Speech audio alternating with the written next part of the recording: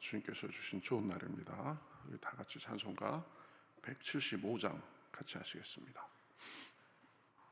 찬송가 175장입니다. 175장 신랑 되신 예수께서 다시 오실 때 같이 찬송하시겠습니다.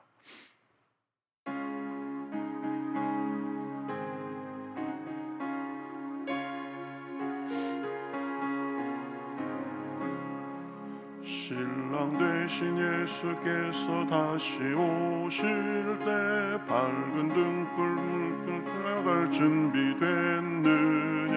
그날 밤에 주님 맞을 등불이 준비됐느냐. 예비하라 우리 신랑 예수 오실 때 밝은 등불 손에 들고 기쁨으로 주를 맞겠네.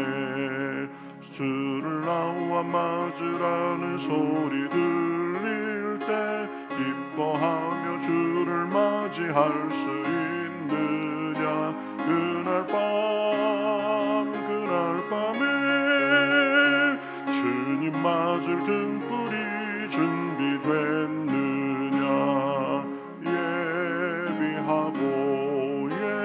예비하라 우리 신랑 예수 오실 때 밝은 등불 손에 들고 기쁨으로 주를 맞겠네. 항상 깨어 기도하며 거룩한 기름 준비하지 않고 주를 맞지 못하리. 그날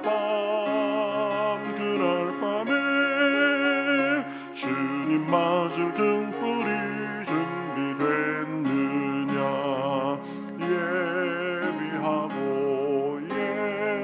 예비하라 우리 신랑 예수 오실 때 밝은 등불 손에 들고 기쁨으로 주를 맞겠네.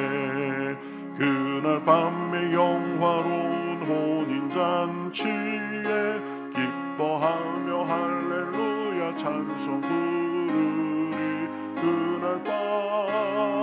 그날 밤에 주님 맞을 등불이 준비됐느냐.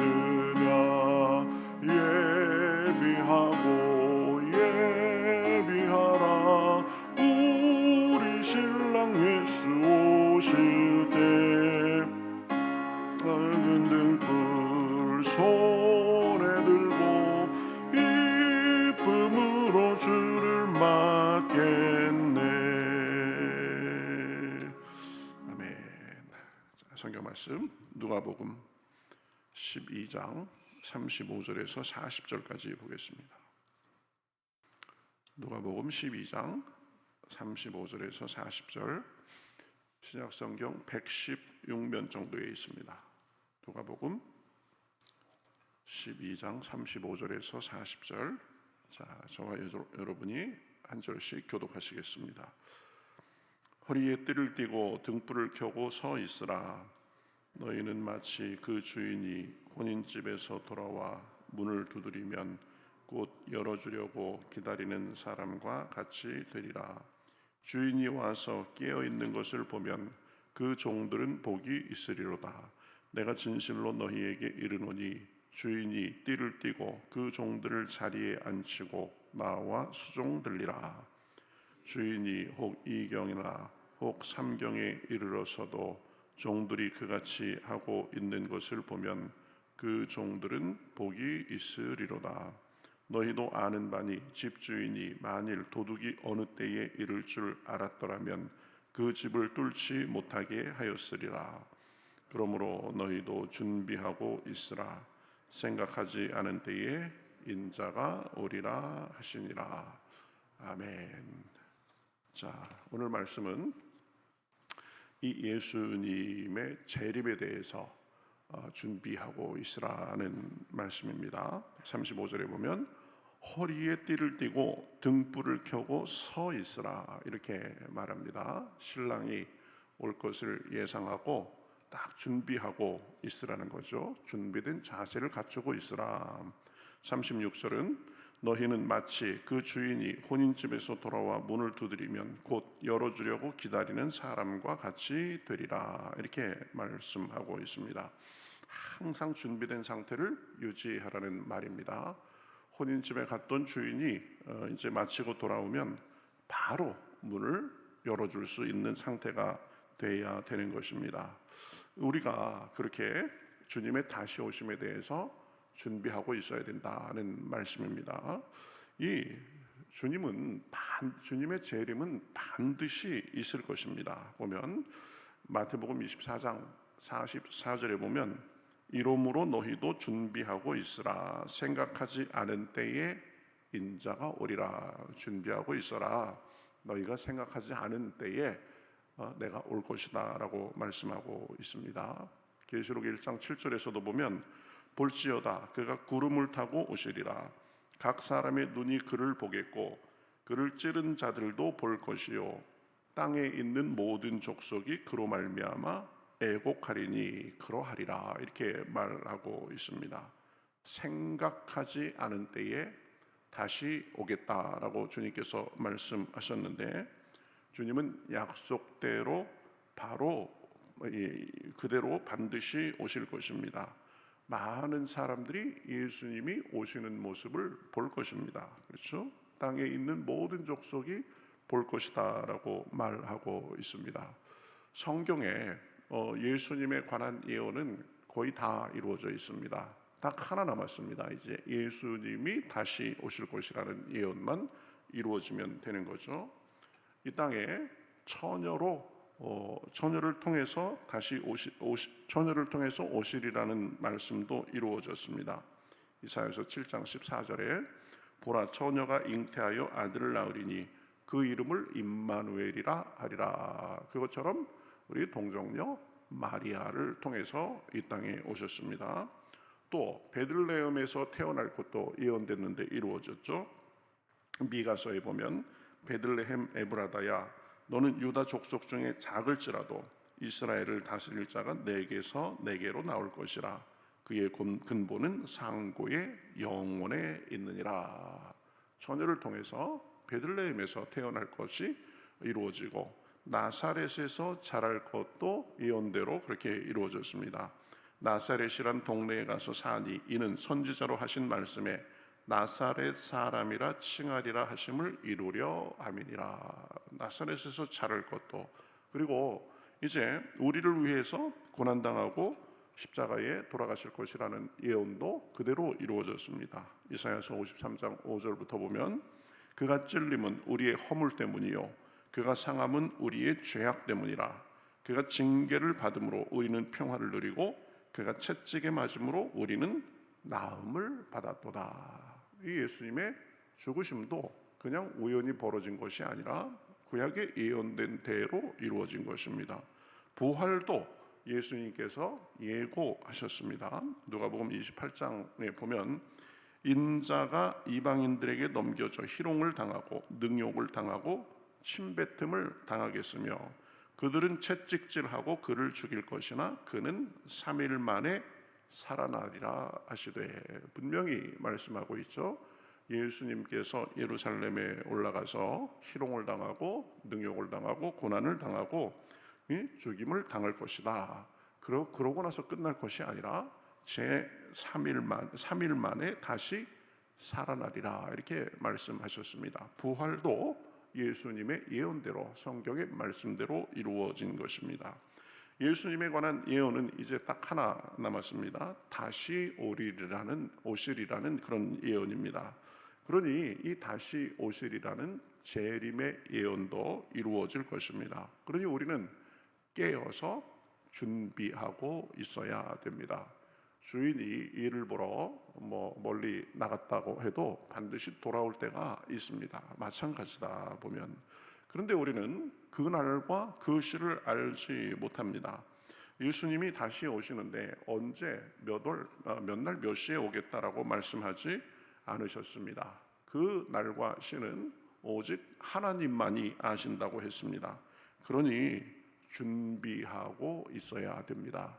어떤 사람은 내가 죽기 직전에 믿겠다 이런 사람이 있는데 우리가 언제 죽을지 모릅니다. 또 예수님이 다시 오신다면 오시기 직전에 믿겠다 이렇게 얘기하는데 그것도 예수님이 언제 오실지 모릅니다.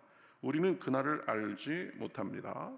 도둑이 언제 틈탈지 모르는 것처럼 그렇게 오신다고 했습니다. 그러니 우리는 깨어 있어야 됩니다. 39절에 보면 너희도 아는 바니 집주인이 만일 도둑이 어느 때에 이를 줄 알았더라면 그 집을 뚫지 못하게 하였으리라. 그러므로 너희도 준비하고 있으라. 생각하지 않은 때에 인자가 오리라. 이렇게 말씀하셨죠. 도둑이 언제 들어올지 모르니까 늘 조심하고 문단속하고 살피는 것처럼 그렇게 예수님의 오심에 대해서 신경 쓰고 준비된 채 살라는 말씀입니다. 그 날에는 마치 두 사람이 맷돌을 갖다가 한 사람은 들림받고 한 사람은 남게 되는 것 같으리라고 하셨습니다. 같이 맷돌을 가는데 예수님이 오시면 그런 일이 벌어진다는 거죠. 두 사람이 같이 밭을 매다가 한 사람은 들림받고 한 사람은 남게 되는 것과 같을 것이라고 말씀하셨습니다. 산모가 언제 산통이 와서 아이를 낳게 될지 모르는 것 같다고 했습니다. 부지불식간에 그렇게 그 일이 닥치는 것입니다. 그러니 준비하고 있어야 되는 것입니다. 잠을 자다가 또 밥을 먹다가 또 일을 하던 중이든 언제든지 주님이 다시 오실 수 있음을 알고 언제 오시더라도 기쁨으로 맞을 수 있도록 준비된 삶을 살아야 됩니다. 저는 예수님이 다시 오리라는 것에 대해서 그냥 막연하게 생각했지 준비되지는 못했습니다. 이렇게 얘기해도 소용이 없는 것입니다. 그리고 주님이 반드시 오시면 반드시 심판이 있을 것입니다. 그 심판에서는 양과 염소를 구분할 것이다 라고 했습니다. 마태복음 25장에 보면 모든 민족을 그 앞에 모으고 각각 구분하기를 목자가 양과 염소를 구분하는 것 같이 하여 양은 그 오른편에 염소는 그 왼편에 두리라 라고 말씀하셨습니다. 양은 누구를 의미합니까? 구원받은 사람을 의미합니다. 염소는 구원받지 못한 사람을 의미합니다. 예수님을 믿고 그 뜻대로 예수님을 섬기면서 산 사람은 구원받아서 영원한 천국에 가고 상급을 받게 될 것입니다. 그렇지 않고 자기 마음대로 예수님도 알지도 섬기지도 못하고 믿지도 않은 사람들은 그 죄 속에서 산 사람들은 지옥에 가서 영원히 벌받게 될 것이다 라고 말씀하고 있습니다. 양들에 대해서는 뭐라고 말씀합니까? 주인이 와서 깨어있는 것을 보면 그 종들은 복이 있으리로다. 내가 진실로 너희에게 이르노니 주인이 띠를 띠고 그 종들을 자리에 앉히고 나와 수종들리라. 이렇게 말씀합니다. 구원받은 사람은 이제 예수님께서 자기와 같이 앉게 하시고 그 주인이 종들에게 직접 수종드는 것처럼 예수님께서 그렇게 대우해 주시겠다는 말씀입니다. 또 44절에 보면 소유를 다 관리하도록 맡긴다고 했습니다. 왕노릇하게 하는 거죠. 양들에 대해서는 그러한 대우가 있습니다. 그런가 하면 염소로 구분된 자들은 어떻습니까? 엄한 벌을 받는다고 합니다. 46절에 생각하지 않은 날 알지 못하는 시각에 그 종의 주인이 이르러 엄히 때리고 신실하지 아니한 자의 받는 벌에 처하리니 이렇게 말씀하고 있습니다. 그러니까 양과 염소를 구분해서 그 둘에 대한 이 대우가 완전히 달라지는 것입니다. 양들은 주인에게 극진한 대접을 받고 염소는 지금 엄한 벌에 처해지게 되는 것입니다. 왜 엄한 벌을 받게 됐습니까? 잘못 생각했기 때문입니다. 안일했기 때문입니다. 그래서 마음에 주인이 더디 오리라고 생각했다고 합니다. 자기 마음대로 살면서 주인이 다시 올 것에 대해서 전혀 준비하지 않고 산 것입니다. 그렇게 그냥 막 살다가 개념 없이 살다가 막상 주인이 오니까 속수무책으로 그렇게 아무런 대비가 없었던 거죠. 그래서 그렇게 있던 이 종을 보고 주인이 엄히 때리고 신실하지 않은 자에 받는 벌에 처한다고 그렇게 했습니다. 칭찬과 상급을 받은 종과 벌 받은 종의 차이가 어디서 생겼습니까? 준비됐는가 아니면 그렇지 않은가의 차이에 있었습니다. 지혜로운 종들은 주인이 올 것을 알고 허리에 띠를 띠고 등불을 켜고 서 있었습니다. 그 날을 준비하고 그렇게 있었던 것이죠. 주인이 언제 올지 모르니까 언제 오더라도 맞을 준비를 하고 산 것입니다. 반대로 그렇지 못하고 안일하게 산 종들은 주인 맞을 준비를 전혀 하고 있지 않아서 주인이 왔을 때 아무런 준비가 되지 않아서 결국 그렇게 엄한 벌을 받게 된 것입니다. 주님은 반드시 오십니다. 모든 예언이 이루어졌던 것처럼 이제 재림의 예언도 이루어질 것입니다. 우리는 그날과 그 시를 알지 못합니다.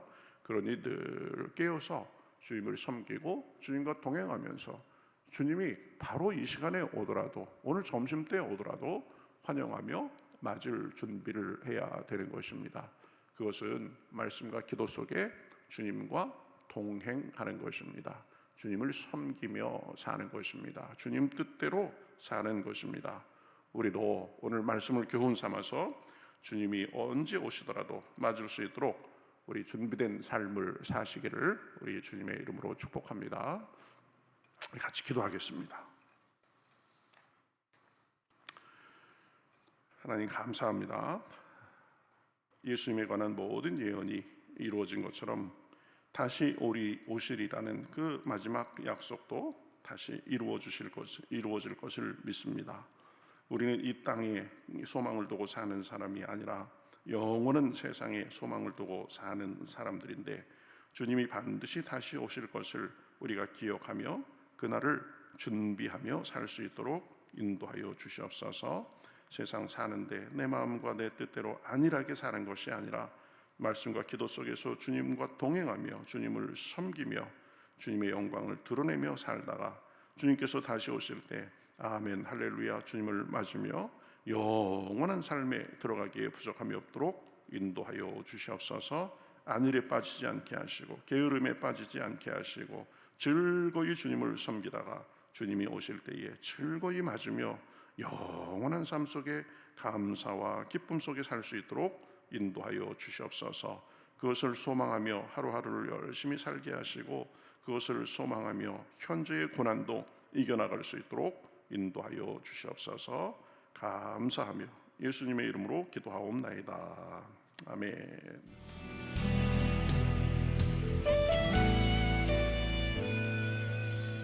주님 말씀하시면 내가 나가리다. 주님 뜻이 아니면 내가 멈춰서리다. 나의 가고 서는 것 주님 뜻에 있으니 오 주님 나를 이끄소서. 주님 말씀하시면 내가 나가리다. 주님 뜻이 아니면 내가 멈춰서리다. 나의 가고 서는 것 주님 뜻에 있으니 오 주님 나를 이끄소서.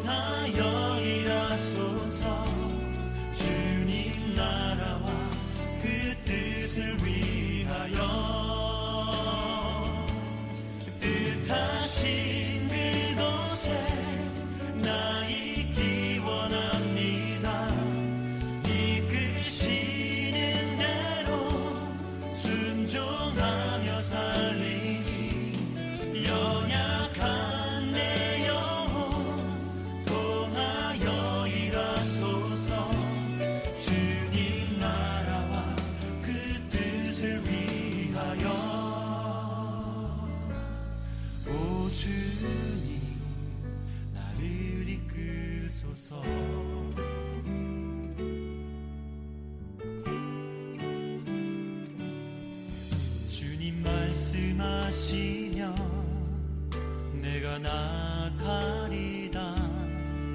주님 뜻이 아니면 내가 멈춰